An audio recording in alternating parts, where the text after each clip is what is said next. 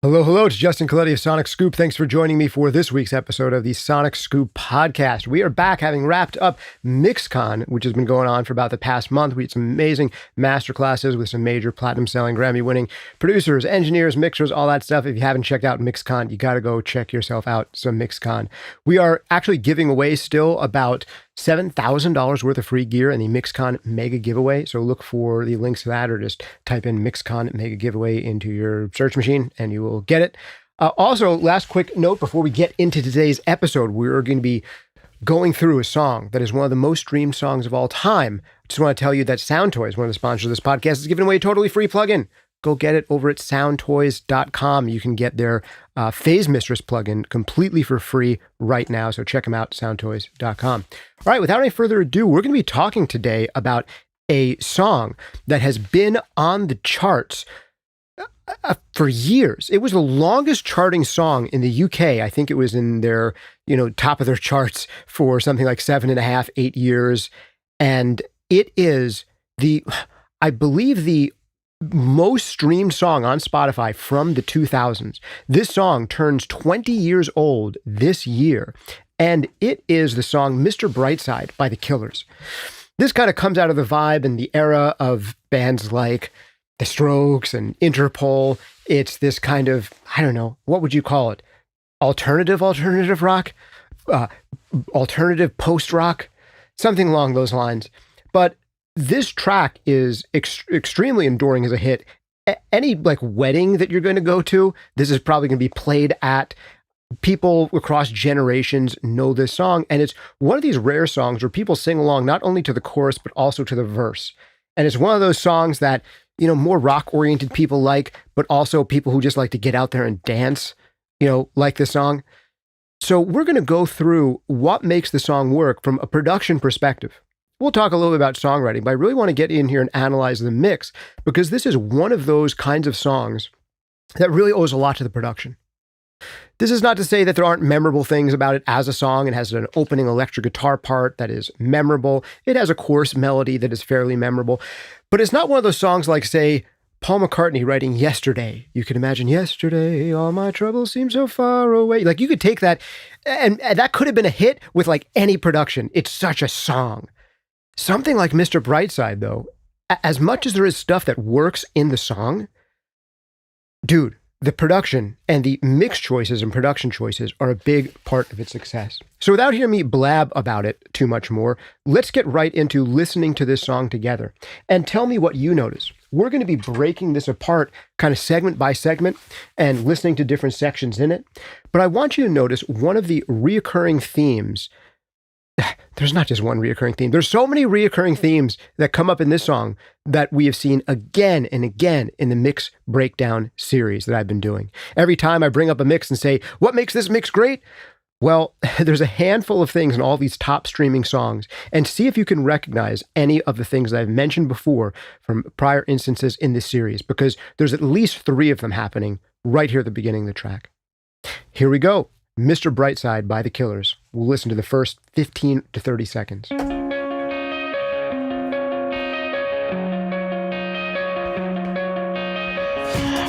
out of my cage and I've been doing just fine. Gotta be down because I want it all. It started out with a kiss. How did it end up like this? It was only a kiss. It was only a kiss. Now I'm falling asleep and she's calling a cab while he's having a smoke and she's taking a drag. Now they're going to bed and my stomach is sick and it's all in my head, but she's touching his chest. Now he takes off her dress. Now let me go. Now I'm going to pause it here, and this is not a natural place to pause this song because there's so much forward momentum. This is one of these arrangements that just constantly moves you forward. And what are the things that do that? Well, one of the things happens is the number of scene changes, how quickly these scene changes occur. You'll notice that the way that I do my YouTube videos is not the way to do the most popular video on YouTube, right? If I wanted to do the most popular video on YouTube, I would script this entire thing out in advance. I would record it, edit it, and I would probably have edits every 3 to 6 seconds. One of the common themes across all of the biggest pop songs that we study and the most streamed songs is the sheer number of scene changes they have in the introduction to the songs. Literally every 4 bars for the first 4 sets, maybe 5 sets of 4 bars, there is a new element introduced or a major change in a major element. And this is one of the most important and biggest ways to dramatically increase the forward momentum in your song. And one of the biggest mistakes I see from so many new artists who want to reach bigger audiences is unnecessarily long, drawn-out intros. This is not to say you should never do unnecessarily long, drawn-out intros. The more you have fans who already love you and you're doing like a deep album cut, like, yeah, you can be indulgent in an intro. But when you are trying to have the advertisement for the rest of your music, your lead single, the more that you can pack the introduction with these scene changes, the better. What are those scene changes? Count them along with me, because we're going to have first 4 bars is just guitar riff. And then we're going to have second 4 bars. We have drums and vocal enter. And then the next 4 bars after that, I believe, is the bass entering. And see if you can count those scene changes every 4 bars. Let's listen to that again here. Ready? 3, 2, 3, 4, 4, 2, 3, 4. Drums and vocal.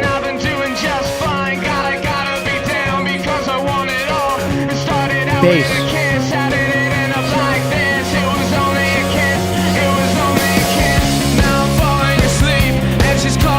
So in our first 20 seconds, we have at least 3 major scene changes. And now that we get into the verse in earnest, we might be allowed to go 8 bars without another major change. But these kinds of scene changes that are happening literally every, is it 7 seconds? Let's look at it on the timer.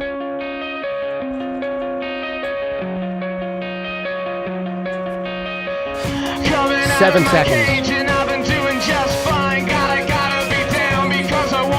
And there's another scene change right in the middle of this bar. You hear the doubling of the vocal that comes in and leaves, right in the middle of the second bar. So 12 seconds in, and we already have about 3 scene changes here. And there's our bass dropping at the start of the next 4 bars. And there's arguably another scene change in there, because if you notice and you pay attention, all of a sudden we have a different kind of vocal double that's in stereo. So that's another scene change within a 4-bar section. And here's yet another scene change again. All right, so tremendous number of things going on here in the first 20 seconds that give it forward momentum. So this is more of an arrangement and a production choice kind of thing, but that's one of the first things that I want you to be aware of, because great mixes come from great arrangements, and the arrangement here is what gives this track forward momentum. But now I want to talk about the tones and what makes the tones interesting. There's a lot of bold choices in sounds on this track. We start off with a guitar sound that is a reasonably interesting and unusual guitar part and guitar sound. But what are the choices that we're making with drums? Once again, this comes up so often when we look at these big hit songs. They keep on doing the same trick at the beginning. And can anyone in the comments or the chat tell me what the trick is that we see again and again? And the trick is lo-fi intro. And what we have here for the lo-fi intro is we have something that's very small, right? We have the guitar is narrow in bandwidth. And then we get to the second 4 bars, and all of a sudden the song fills out because we have drums and vocals. So that's one way for it to go from lo-fi or band limited to broader in spectrum. But they're not done yet, because the drums that come in are not full spectrum drums. The bottom end is chopped off of these drums. Some of the high frequencies are chopped off of these drums. There's a little bit of that classic radio effect going on the drums.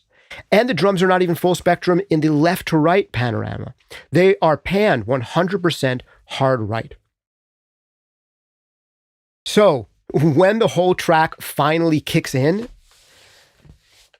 all of a sudden it's like, wow, we went from, it started small, it got bigger, and then there was still yet another level to go bigger. And there's more dynamics awaiting for us in this track, because when we hit the chorus, there's yet another layer of intensity and depth available for us. So with all that in mind, see if you can count the scene changes. And now don't just count the scene changes that happen every 4 bars, count the things that happen in between. And some of those in between things to look for is there's one vocal phrase that's doubled for a moment, and then the vocal double goes away. And that vocal double that comes in is not like a supporting subcurrent vocal double. It's a vocal double that practically doubles the level of the vocal in the moment it's there. And then it goes away, which is arguably another scene change.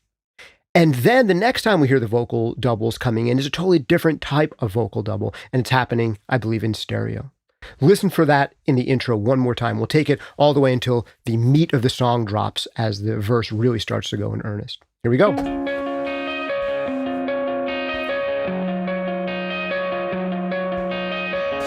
Coming out of my cage and I've been doing just fine. Gotta be down because I want it all. It started out with a kiss. How did it end up like this? It was only a kiss. It was only a kiss. Now I'm falling asleep and she's calling a cab while he's having a smoke and she's taking a...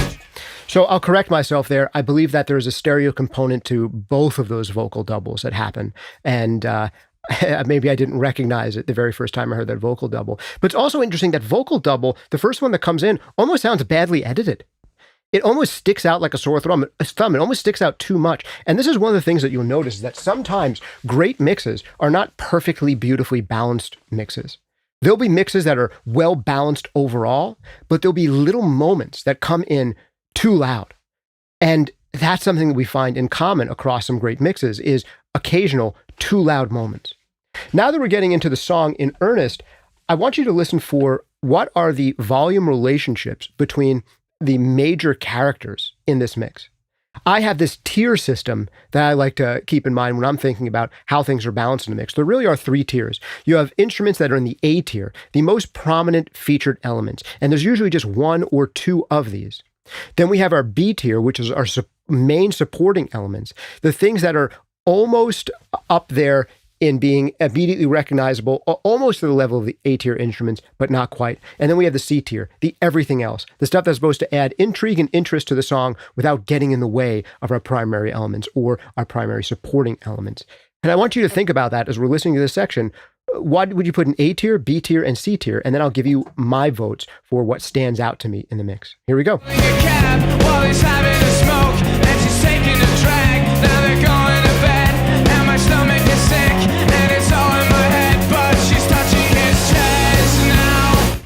So obviously the four most essential elements in this opening section to the verse are, it's about vocals, bass, snare drum, and then as we get further along, is it guitar or is it cymbals? They almost trade places at a certain point in the song. But I think the main point of this song is bass and vocals. And this is a surprisingly large number of the songs that we analyze in this series of most streamed songs that have interesting productions are often these songs where the bass line is more prominent than the average song. And it's really easy to follow the vocal arc of the song. So for me, this song is driven by vocals and bass, and almost everything else is there to support those central elements in it. Yes, the guitar is a featured character in the beginning of the song, but is it a featured character the whole way through? Is it still a featured character deep into the verse and into the chorus? Not necessarily. Let's keep on listening from this section into the chorus and tell me if you have a different perspective. At a certain point, the cymbals will become surprisingly loud in the song, but they can get away with it. And why? It's a good question to ask. Let's keep going. And my stomach is sick and it's all in my head, but she's touching his chest now. He takes off her dress now. Let me go.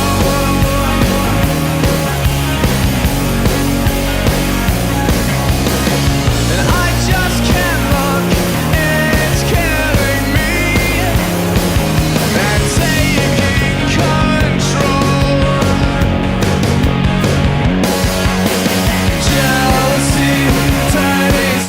Now, you have a slightly different perspective on what's prominent in the mix for you, depending on your listening environment, your listening system, whether you're listening on headphones relative to speakers. This is one of these mixes that works fairly differently in headphones relative to speakers. I was listening to my in my car on the way back from an attended mastering masterclass that I was doing.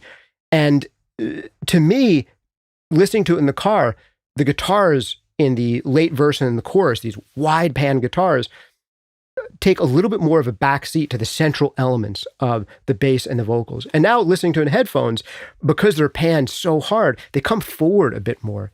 But I would say that still, like, the secondary most important melodic element is possibly the bass after the vocals. And then there are little moments where there are kind of turnarounds in the guitars that happen, where for a moment their melody becomes important. So this whole tier ranking thing is not like a perfect science. And the better the mix is, the more that things kind of ebb and flow. And the better the arrangement is, the more things can kind of take turns being featured within a section. And that definitely happens here, where the bass and the guitars, because of how good the arrangement is, can kind of take turns being a focal point as far as secondary melodic lines go. But yeah, as we get dense and deep into the song, I mean, the guitars are really adding mass and weight without being a super central focus. And they can be loud without being a super central focus. And the same thing starts to happen to the cymbals. But now I want to get into not just the mix stuff, but what are some of the other things that make this song successful, that go beyond the mix? And one of the really interesting things here is this chorus. If you listen to this chorus, it sounds so like majestic, and the guy sounds like he can really sing. And the vocal melody lines sound so complex and soaring, except they are not complex at all. One of the things that makes the vocal line sound so complex in the chorus and so beautiful in the chorus is that for the entire verse sections, he is singing one note. There is one note pretty much in this song for the vocal in the entire verse. And we have to wait until we're about 30 or 40 seconds into the song until we get a second note. We get into the pre-chorus, and all of a sudden there's more than one note in the vocal line, but it's still pretty minimalist. And then when we finally get a minute or so into the song, we finally get the payoff of, wow, this vocal is interesting and it's doing stuff. So when he hits one high note that's at the climax of the first chorus, it sounds like the most acrobatic high note ever because of the contrast with the sections before, which are so understated. And I've got to tell you, the melodies in here, none of them are really anything more than nursery rhyme melodies, nursery rhyme level melodies that pretty much anyone could sing. And this isn't a knock. Like, good nursery rhymes are enduring for, countless generations, right? So there's something in good nursery rhyme melodies that make them like just connect with human beings. And like, you try writing a melody that people are singing 300 years from now, okay? So this is not a knock on nursery rhyme melodies, but it's not more complex than that. But it seems like it is because of this contrast. All right, with all this stuff that I've said, let's listen to this song from the beginning up into the 2-minute mark. And I want to see if any of this stuff strikes you. And then I want you to notice the toms around the 2-minute mark, and we'll talk about what happens there. But with all this in mind, let's just try to analyze this stuff as you go along, try to listen for some of the stuff I've talked about, or just let it wash over you and let me know what else you notice that I haven't discussed. Here we go.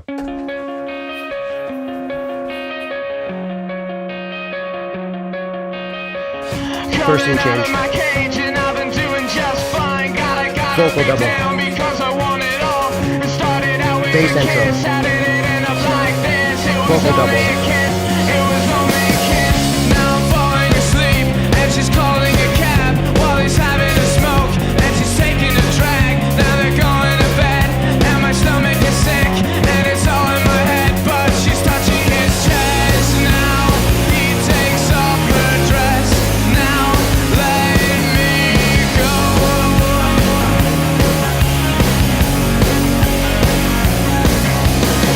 And I just can't look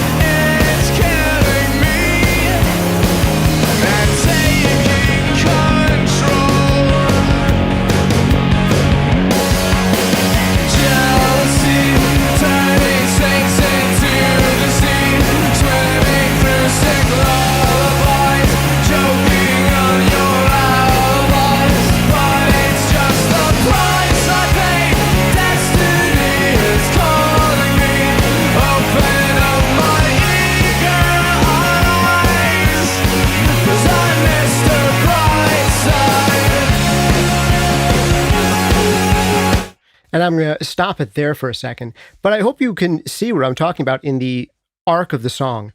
We have a surprising number of open sections where we can really focus on just production. And that is another thing about this song structure that makes it work maybe less as the kind of song that you would translate to an acoustic guitar, but it is the kind of song that can allow for a lot of production trickery and fun because of this odd song form. We have verse, we have this extended pre-chorus, and then we go into chorus, and then we have this post-chorus that we're starting to hit here. We've just introduced a new element, and we have these kind of soaring synth pads that are B tier, starting to poke into A tier element in this next section.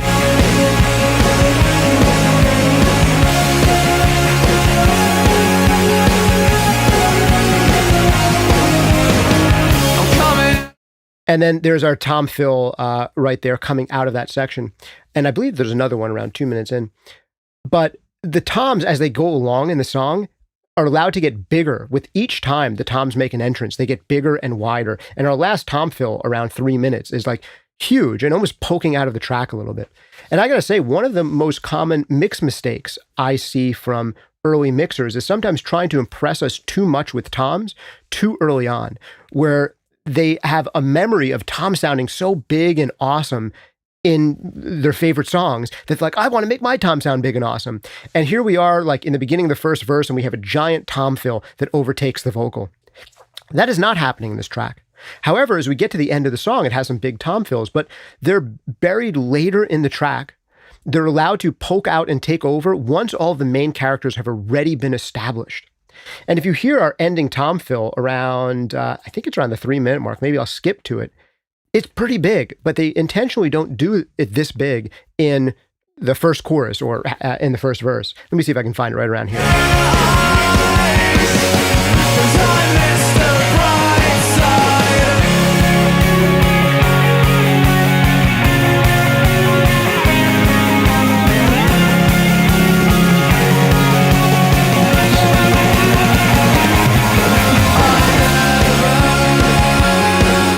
And hopefully you hear that fill. It kind of goes from one side to the other. I think it was from right to left right there. And that kind of pokes out a little bit in the mix. And depending, again, on what kind of system you're in and how much low end that system has, it might poke out to varying degrees to you. But each one of the fills in the song is allowed to be bigger than the prior one.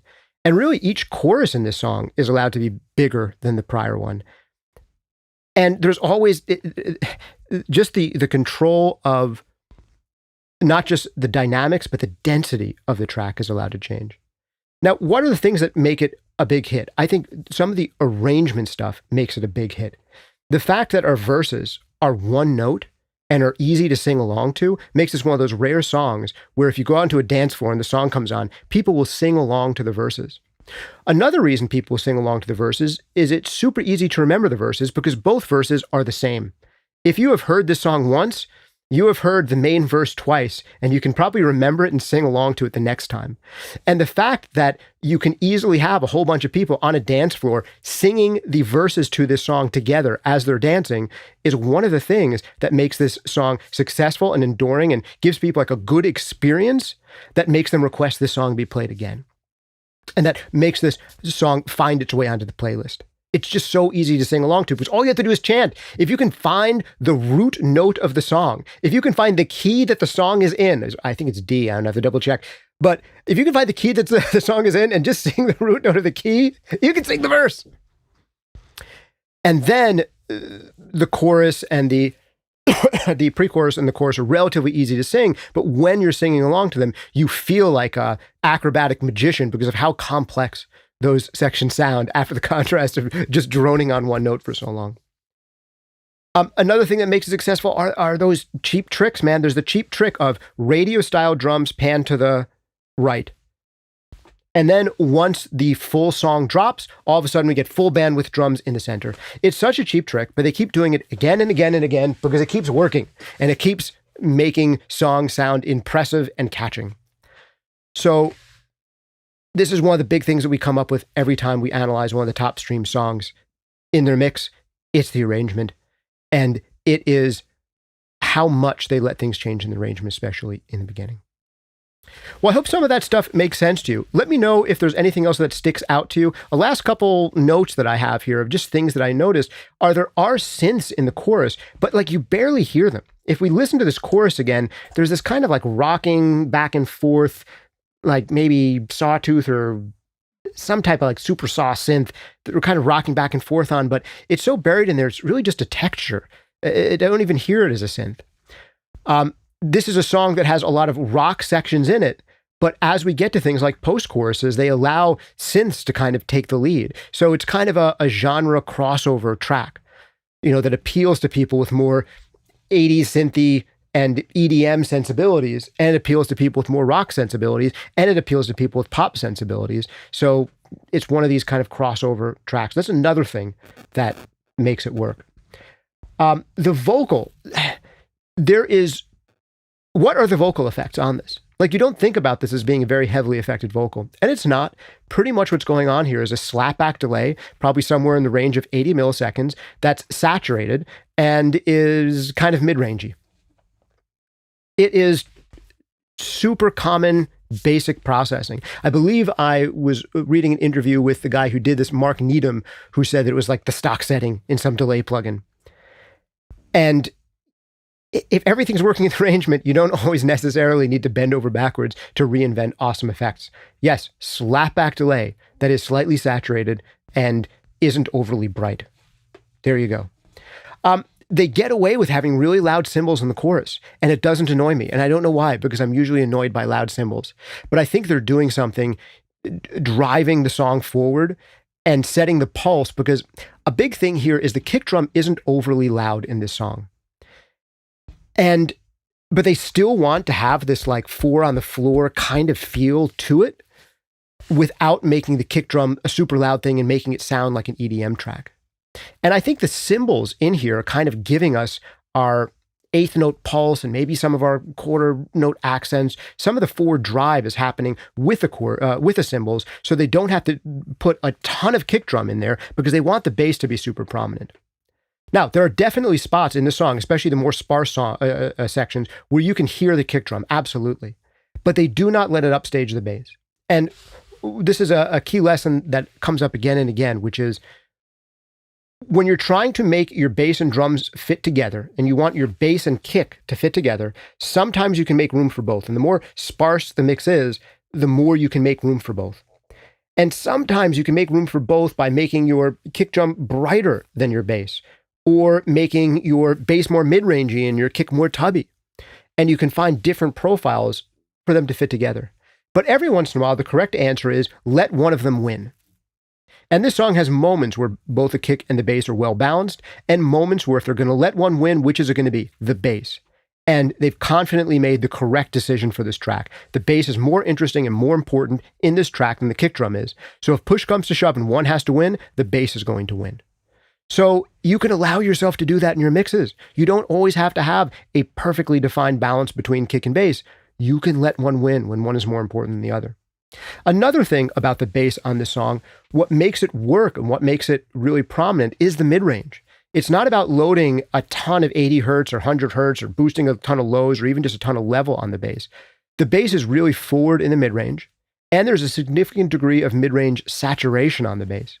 So if you're looking for a bass to take center stage in your song, especially if it is a somewhat up-tempo, complex, or melodic, or notey bass line, accenting your mid-range in your bass rather than your low end is often a good way to go. And that's definitely what's happening on the bass on this track. So that's one more note I'd give you. The last couple of notes that make this thing work for people, I think, is lyrically, I was always one of these, I don't pay attention to the lyrics guys, and maybe you're one of them as well. But in more recent years, I've been paying more attention to lyrics. And sometimes that annoys me because a lot of lyrics are like terrible. And sometimes I'm like super annoyed at the lyrics that people have.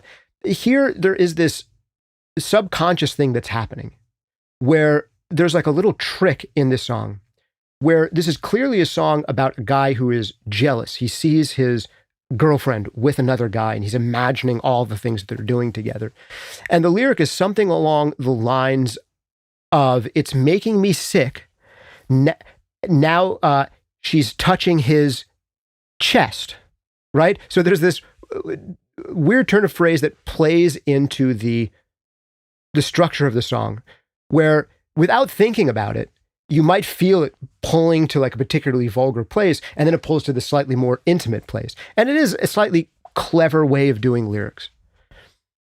And you might have heard that a bunch of times without like having a super dirty mind and interjecting dirty possible rhyming word with sick into there. But there's this, even if you're not consciously aware of it, there's like something in the recesses of your brain that's being tricked and having an expectation set up and then that expectation pulled out from under you. Even if you're not conscious of it, it's there.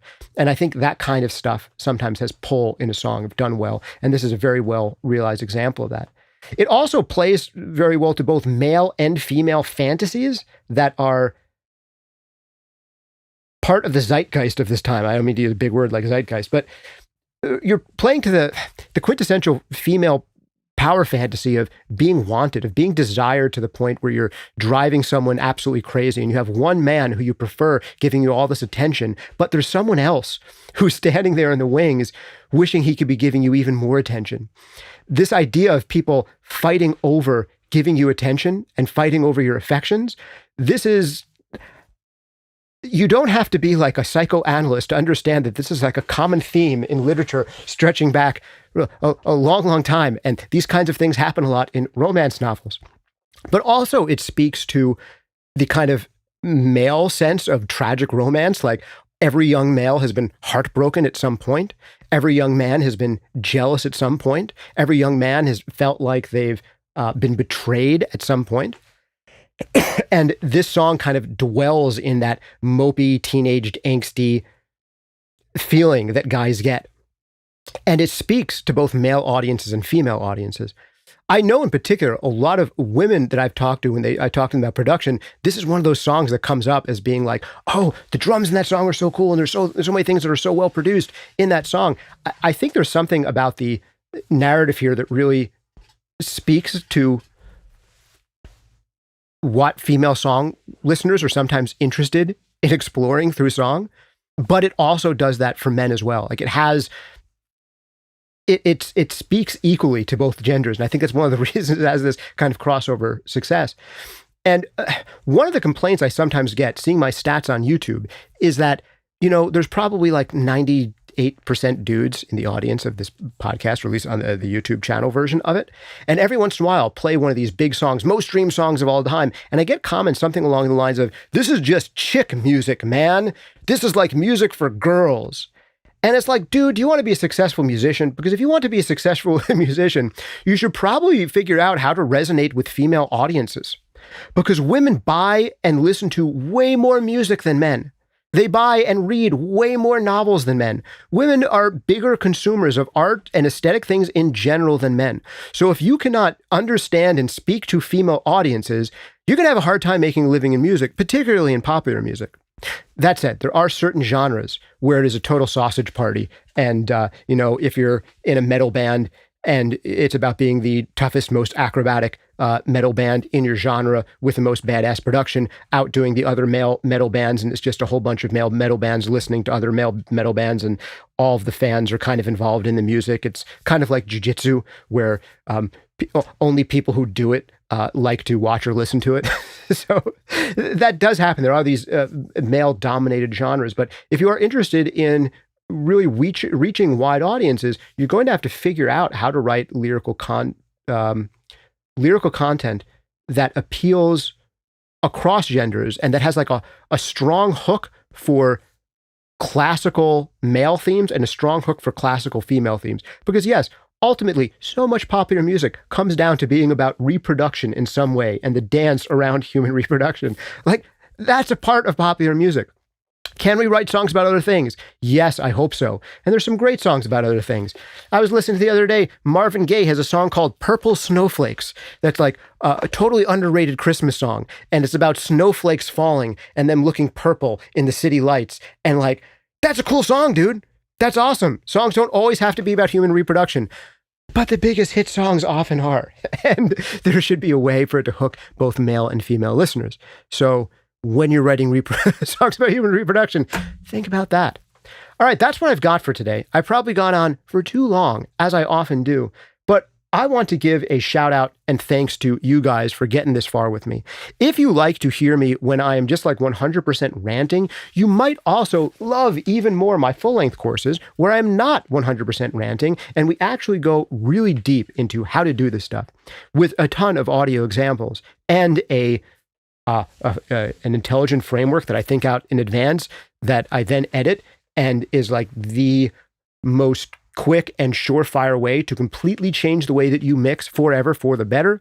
You should check out some of my full-length courses like Mixing Breakthroughs, Compression Breakthroughs, EQ Breakthroughs, and Mastering Demystified. All of them are guaranteed to change the way you work forever for the better or your money back. So check out those. If you want to start with one of them, start out with Mixing Breakthroughs. It really does change the way people work forever. It'll have you mixing faster with more creativity and more confidence than ever before, guaranteed or your money back. If you actually take this course and go through the exercises that are in Mixing Breakthroughs, you 100% will do better mixes in less time. I guarantee it. And I've gotten testimonial after testimonial to that effect. And I think you're going to be one of them. If you really want to understand compression or EQ better than you have ever before, and really understand how to hear and how to use those tools inside and out, check out Compression Breakthroughs or EQ Breakthroughs. And if you want to add mastering to your skill set, check out Mastering Demystified. Also, a big shout out and thanks to Sound Toys, making some of my favorite creative mixing effects in the known universe. Try out anything they make for free for 30 days over at soundtoys.com. And right now, it actually is your last chance to get a totally free plugin from Sound Toys. Just go over to soundtoys.com and get their Phase Mistress, usually $100 now, currently, totally for free. Check it out. Also, who else? I think that's all we're shouting out today. Big thanks to you guys for hanging out. Thanks for all the comments I see coming in from William, Uncle BB, Juanito, Hovey, Danny, Devi. Great to have you folks here. Sam. All right. Also, if you want to be a member of this channel for $5 a month currently, you can get into our membership section where we have mixed feedback sessions and Q&As with me where I guarantee to give you answers to all of your questions.